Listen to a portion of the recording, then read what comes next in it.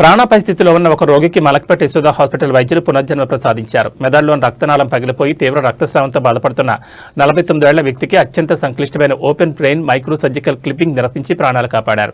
Consultant neuro surgeon doctor Cheyanand Sudheer, doctor Vamshi Reddy బృందం ఈ అద్భుతాన్ని సుసాధ్యం చేసింది. మైక్రోస్కోపిక్ పద్ధతిలో టైటానియం క్లిప్తో పగిలిన రక్తనాళాన్ని మూసివేసి కేవలం 5 రోజుల్లోనే రోగిని పూర్తి ఆరోగ్యంతో డిశ్చార్జ్ చేశారు. ఆకస్మికంగా వచ్చే తీవ్రమైన తలనొప్పిని నిర్లక్ష్యం చేయొద్దని, సకాలంలో స్పందిస్తే ప్రాణాలు కాపాడవచ్చని వైద్యులు సూచించారు. యశోద హాస్పిటల్ యాజమాన్యం ఈ సందర్భంగా వైద్య బృందాన్ని ప్రత్యేకంగా అభినందించింది. I am senior consultant neurosurgeon at Yashoda Hospitals, Malakpet. We were fortunate to operate upon a 49-year-old gentleman who hails from Warangal. We are not disclosing the name because of patient consent issues. This patient presented to us with sudden onset severe headache. So many of us experience severe headaches in our lives, but some of these are not taken seriously. The most dangerous cause of such sudden severe headache is a balloon-like outpouching arising from the blood vessel of the brain, and that is called an aneurysm. So if the aneurysm ruptures, it can cause severe headache, a headache that the patient has never experienced in his life. So if you also come across any patient who has sudden severe headache, he has to seek medical attention immediately. In this case, this patient had a aneurysm of the brain, that is a balloon-like projection from one of the major blood vessels of the brain, and it was very large in size and it had ruptured into the brain.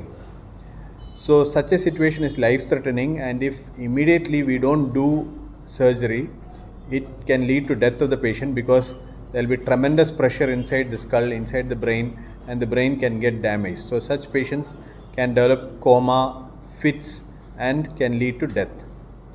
So in such cases we also consider emergency surgery because of this life-threatening situation.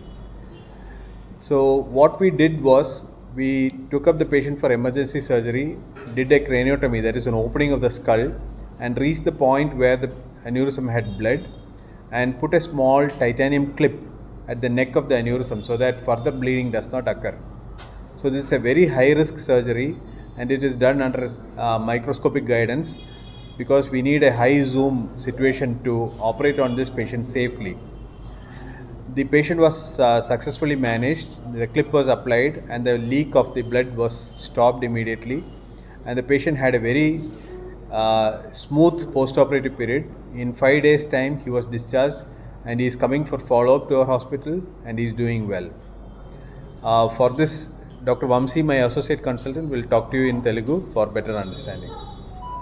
ఏంటి అని అంటే headaches అనేవి మనం రెగ్యులర్గా చూస్తుంటాం.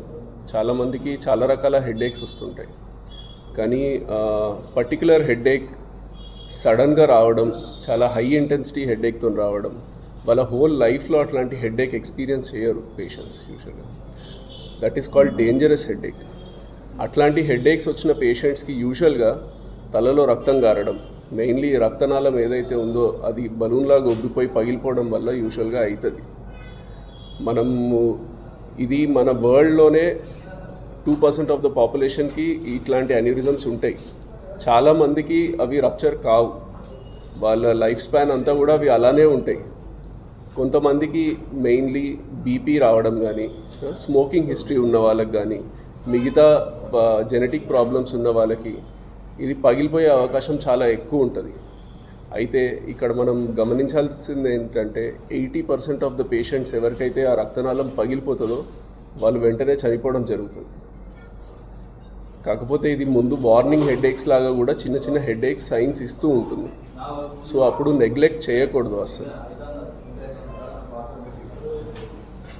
హాస్పిటల్కి వచ్చే వాళ్ళు ఆ 20% ఆఫ్ ద పేషెంట్సే హాస్పిటల్స్కి వస్తారు యూజువల్గా. ఆ రక్తనాళం పగిలిపోయిన 20% ఆఫ్ ద పేషెంట్సే హాస్పిటల్కి రావడం జరుగుతుంది. దాంట్లో కూడా 15% మంది ఆల్రెడీ వెంటిలేటర్ మీద కోమా స్టేజ్లోనే వస్తారు. వాళ్ళని కాపాడడం కూడా కష్టమే అవుతుంది. మిగతా 5% మందికే మనం ట్రీట్మెంట్ చేయగలుగుతాం. ఆ 5% మందిలో కూడా 3-4 మాత్రమే బతుకుతారు. మళ్ళీ దాంట్లో కూడా 1-2 చనిపోవడం జరుగుతుంది ఈ ప్రాసెస్లో. It is a dangerous disease. అందుకే మనం ఈ ప్రెస్ మీట్ ముఖ్యాంశం అది. ఏంటి అని అంటే మనం చాలాసార్లు ఊర్లలో కూడా చూస్తుంటాం ఎలా చనిపోయారు అని అంటే తలనొప్పి వచ్చి చనిపోయారు అంతే. తర్వాత అసలు రీజన్ కూడా తెలియదు ఎందుకు చనిపోయారో కూడా. ఇట్లాంటి ఎక్స్పీరియన్సెస్ నాకు కూడా చాలా అయ్యాయి. మా ఊరు నుంచి కూడా వరంగల్లో కూడా నేను చాలా విన్నాను ఇట్లాంటి ఎక్స్పీరియన్సెస్. కాకపోతే వాళ్ళకి ఈ డాక్టర్కి అప్రోచ్ కావడానికి అవైలబిలిటీ లేకపోవడం కానీ, సిటీ స్కాన్ అవైలబిలిటీ లేకపోవడం కానీ, ఎంఆర్ఐ అవైలబిలిటీ లేకపోవడం, బలూన్ లాగా ఉబ్బిపోవడం జరుగుతుంది. సో ఎప్పుడైనా కానీ యాంగ్జైటీకి గురైనా కానీ, సడన్గా బీపీ ఎక్కువ అయిపోయినా కానీ అది పగిలిపోవడం జరుగుతుంది. అది పగిలేసరికి ఏమవుతుంది అని అంటే బ్రెయిన్ మొత్తం ఒక రియాక్షన్ లాగా రక్తనాళాలన్నింటినీ చిన్నగా చేసేస్తుంది. సో బ్రెయిన్కి యాస్టచ్ రక్త సరఫరానే తగ్గిపోతుంది మొత్తం. దానివల్ల వాళ్ళకి ఫిట్స్ రావడం కానీ, వెంటనే కోమాల స్టేజ్లోకి వెళ్ళిపోవడం జరుగుతుంది. దానివల్ల డెత్ కూడా అవుతుంది. సో ఇట్లాంటి కండిషన్స్కి యూజువలీ అది రప్చర్ అయితే వేరేలాగా ట్రీట్మెంట్ ఉంటుంది, రప్చర్ కాకపోతే వేరేలాగా ట్రీట్మెంట్ ఉంటుంది. కానీ మనకి ట్రీట్మెంట్ పరంగా అయితే 2 రకాల ట్రీట్మెంట్ అవైలబుల్ ఉన్నాయి యశోద మలక్పేట్లో. ఒకటి ఎండోవాస్కులర్ ట్రీట్మెంట్, ఒకటి సర్జరీ అని అంటే మనం బ్రెయిన్ లోపలికి వెళ్ళి అది ఏదైతే ఉబ్బిపోయి ఉందో దాన్ని సెక్యూర్ చేయాలి. దానికి ఒక క్లిప్ అనేది వేయడం జరుగుతుంది, అది బ్లీడ్ కాకుండా.